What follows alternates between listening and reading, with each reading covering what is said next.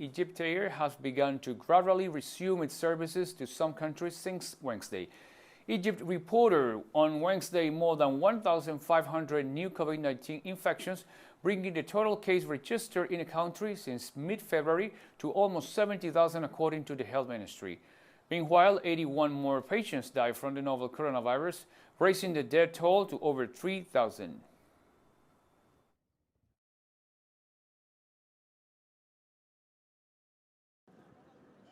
We are taking very strict and scientific measures to protect our guests from all over the world in the resorts, in the hotels, and the archaeological sites and museums.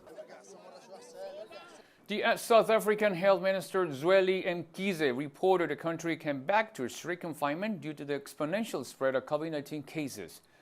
Mkhize is sure to be waiting for a greater growth in the number of infected people by coronavirus for the winter months.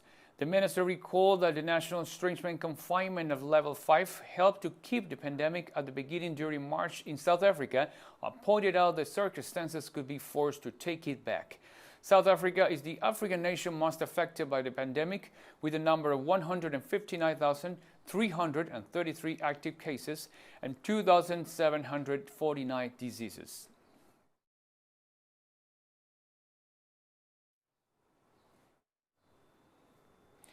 Burundi's new president has signaled that his government will take the coronavirus pandemic seriously after describing the virus as the country's worst enemy and announcing new screenings. President Evariste Ndayishimiye said that widespread screening and tests will be conducted wherever clusters or cases are suspected, and announced that soap prices and water bills will be reduced. Burundi has confirmed 170 coronavirus cases, according to the Africa Centers for Disease Control and Prevention.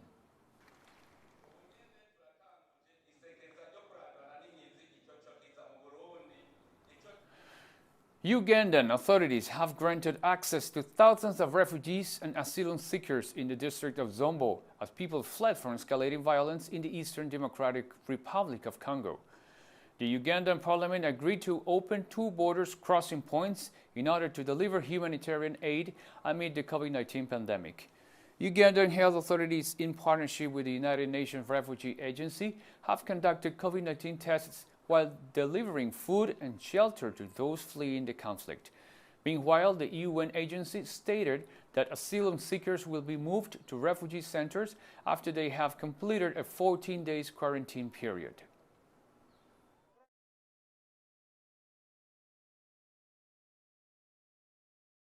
We are not tired.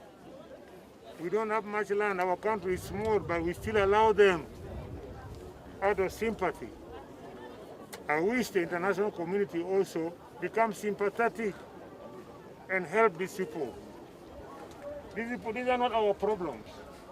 These are the world's problem, international problem. We are putting, of course, accommodation, screening for COVID. As you know, it is a very special emergency. It's the first time people are crossing in the middle of the COVID situation. You need to play smart to put all in place screening for security, screening for COVID and Ebola. As you know, there are also some cases of Ebola in DRC. The team are doing our best to be ready. The health minister of the Republic of Congo, Jacqueline Lydia Mikolo, conducted several visits to healthcare facilities in the capital, Brazzaville, to oversee renovation works to treat COVID-19 patients.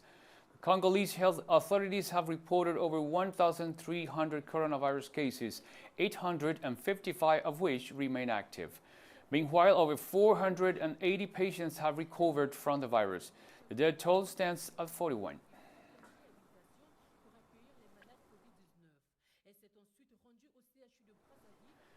And King Philippe of Belgium's expression of regret over the country's brutal colonial past received mixed reactions in the Democratic Republic of Congo. In a letter that the monarch addressed to the President Félix Tshisekedi on the 60th anniversary of the country's independence, King Philippe expressed remorse for the colonial acts that historians say led to the death of millions of Congolese. The remarks fell short of an outright apology. In the streets of the capital, Kinshasa, views were mixed. While some welcomed the initiative, others are demanding concrete reparations. Belgian authorities are contemplating setting up a parliamentary commission to investigate the country's colonial rule, which also extended over Rwanda and Burundi.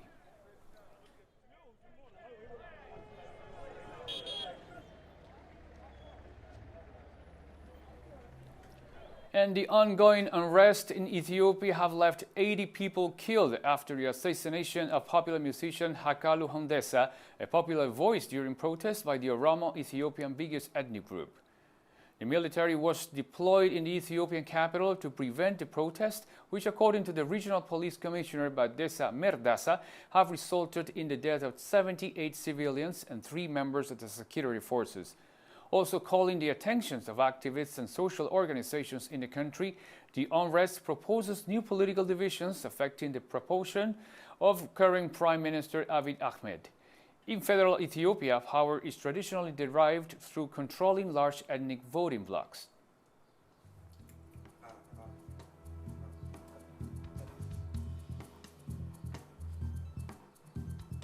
And we've come to the end of this news brief. You can find these and many other stories on our website at telesurenglish.net.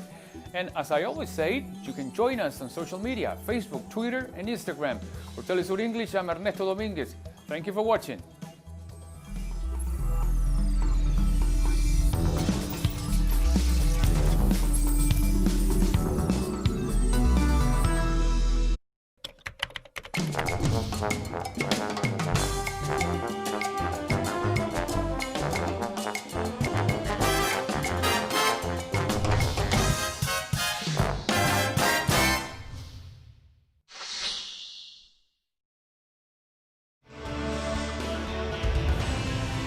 In a world infested by inequalities, abuse of power, and injustice, the American journalist Abby Martin covers the struggle for fundamental rights worldwide, deepening into the search of files which uncover the empire's strategies through our screen and web platform in English.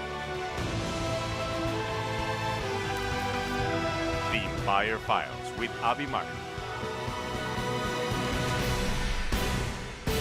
Tuesday, only on TeleSUR. Innovation, science, the technological breakthrough, and its influence in society. Viajeros del saber, el futuro está aquí. Atomy. Monday, only on TeleSUR.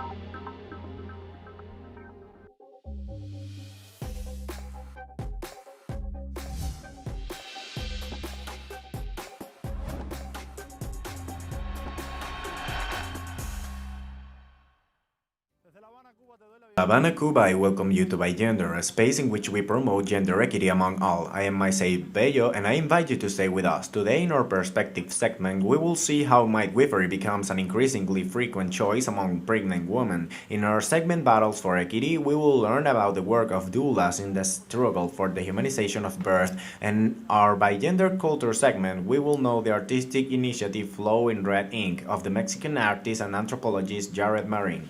Let's see a little about this.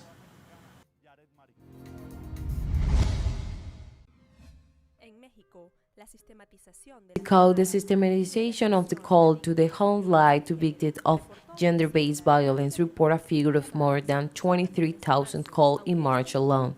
Although this number was thrown away by the President Andrés López cabinet, the representative stated at a press conference that 19% of the calls are false.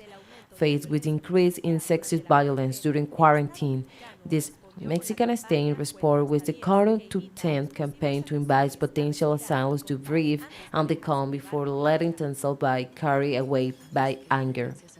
Violence takes you before they get mad at your partner, before you're desperate, content to 10 and take out with the tray of beef. The campaign was rejected on social media by feminist groups calling for radical measures to stop violence against women. Meanwhile, the Green Tide Femicide Collective report 210 feminicides during the first month of quarantine. On the other hand, López Obrador claims the current figures by against violence in the country are a part of a strategy or a smear of neoliberal right against this current government. Forman parte de una estrategia de desprestigio de la derecha neoliberal en contra de su actual gobierno.